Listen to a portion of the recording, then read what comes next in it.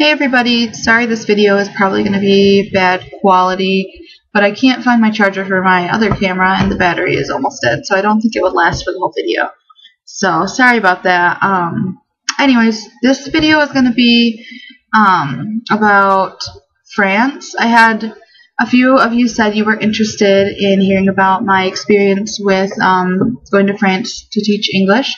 So I'm going to start doing vlogs about that, and there probably won't be very many for the next few months until I actually leave, but I'm just going to do a little video and talk about the program that I'm doing and how I got involved in it, so you guys can kind of know what to expect. So first of all, I applied for a program called TAPIF, and it stands for Teaching Assistant Program in France, and it is run by the French government in cooperation with the U.S. embassies. And it's I'll just read to you guys some of the requirements for it and stuff. The requirements are you have to be a U.S. citizen or a green card holder, and some countries are excluded even if you have a green card. And then you have to be between 20 and 30 years old. You have to have completed at least 2 years of higher education or college, and you have to be proficient in French. You don't have to be like super advanced in French, because I know some people that did it that had decent French but not like amazing French. So you just have to be proficient, like able to get around in daily life. I didn't do any kind of test for your French, so if you have, I had recommendations from French professors when I applied. And what it is a program for English-speaking young adults, I guess, to go to France and be language assistants. So what I'm going to be doing is going to English classes at French high schools and assisting with the classes, and it can be anything from just being there as an extra ear and extra help, or doing some lesson plans. So I'm not quite sure what to expect on that note, but it'll be interesting to see with the different teachers what they expect me to do.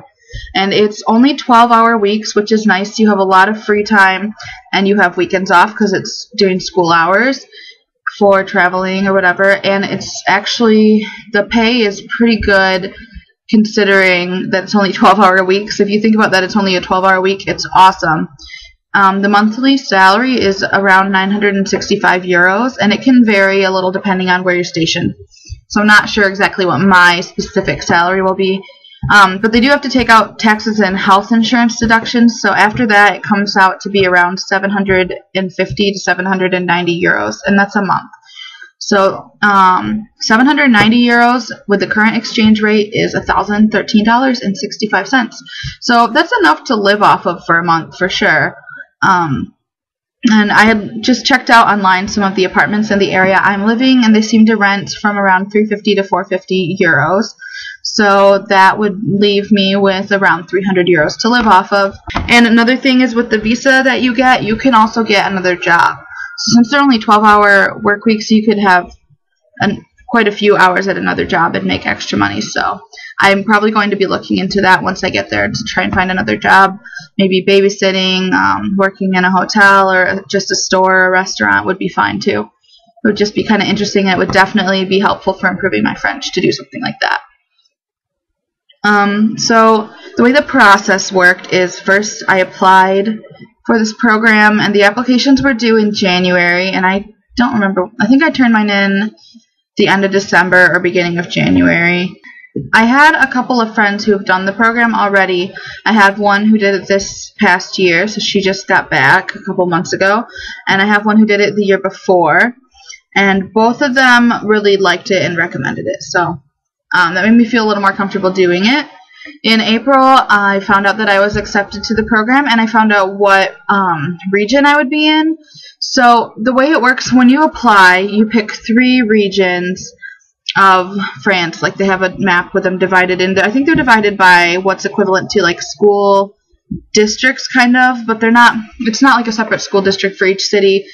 They're divided by, they're called académies, and they're just divided up, and you pick a region, and you don't get to pick exactly where you're going to be, because they don't want people who are just like, oh, I want to live in Paris for a year, I'm going to do this program. So when you apply, you get to pick your 3 favorite académies, And in 2011 to 2012, I actually studied in a city called Rennes, which is in Brittany.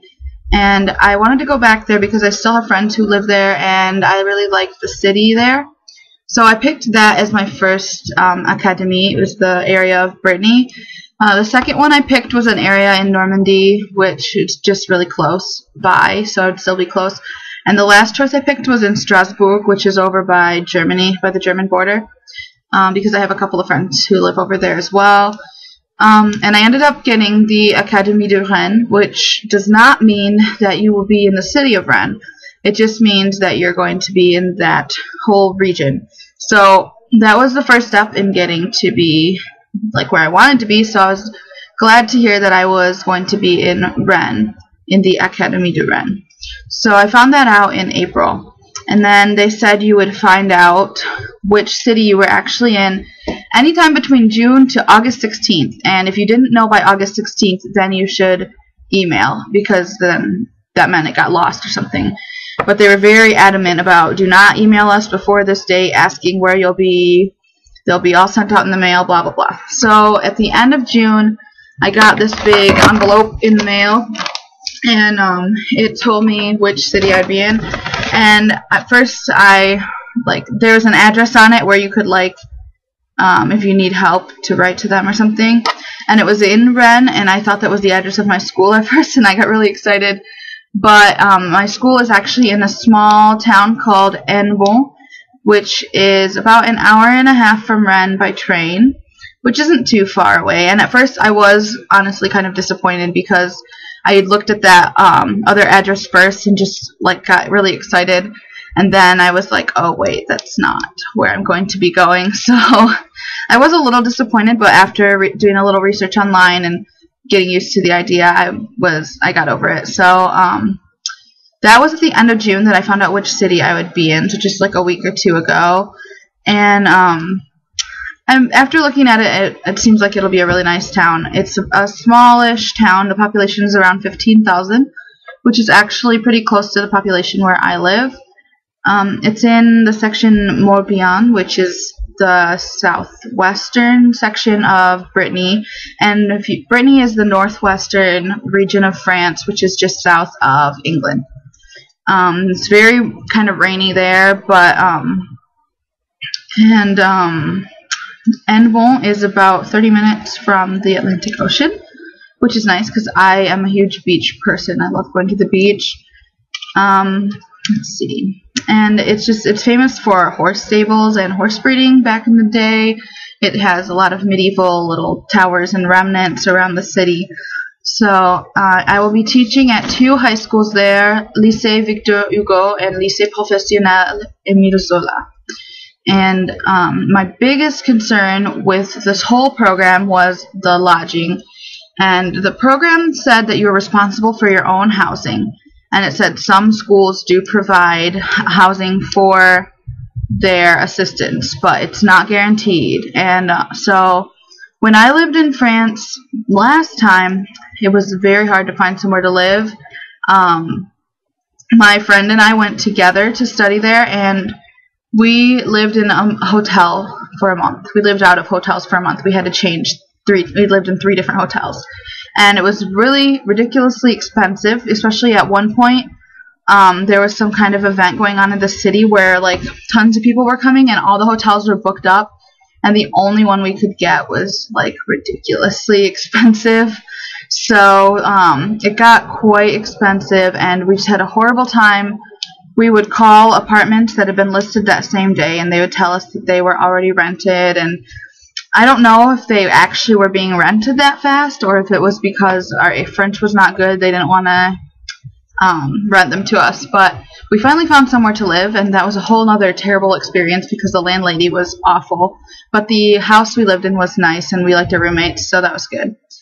But anyways, all of that was a big, terrible experience, the housing last year. So I was very worried about the housing, and I had thought, if I can't find somewhere to live, I'm not going to do this program. I had even considered going over there, and then if I didn't find anywhere to live, just come back, and just make it a vacation. But I emailed my contact people from the high school I'm going to be teaching at, and they told me they do have an apartment that is available for the assistants to live in. So I'm really excited, and that was just like a huge weight off of my shoulders to know there's going to be somewhere I can live, and I don't have to search for that or be living with nowhere to stay. So I emailed their contact person. They gave me the contact of one of the assistants from last year to ask about the apartment, and he hasn't replied to me yet. And it's kind of making me a little anxious, but I will give them some time before I bug them about it too much. So anyway, the next step is going to be getting my visa, my work visa, and I will have to go to Chicago to do that. So I will maybe make a little update when I do.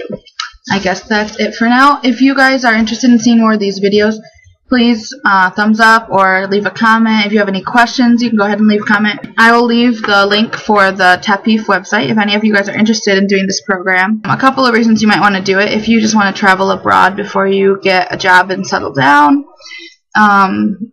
You don't have to be graduated from college to do it. You just have to have 2 years. So if you want to take a break and get some work experience and improve your French, if you're interested in French. If you don't know if you want to be a teacher or not, this is a good way to do it because you don't need any kind of teaching certifications or anything like that. So yeah, let me know if you guys have any questions or any comments. Thanks for watching. Bye.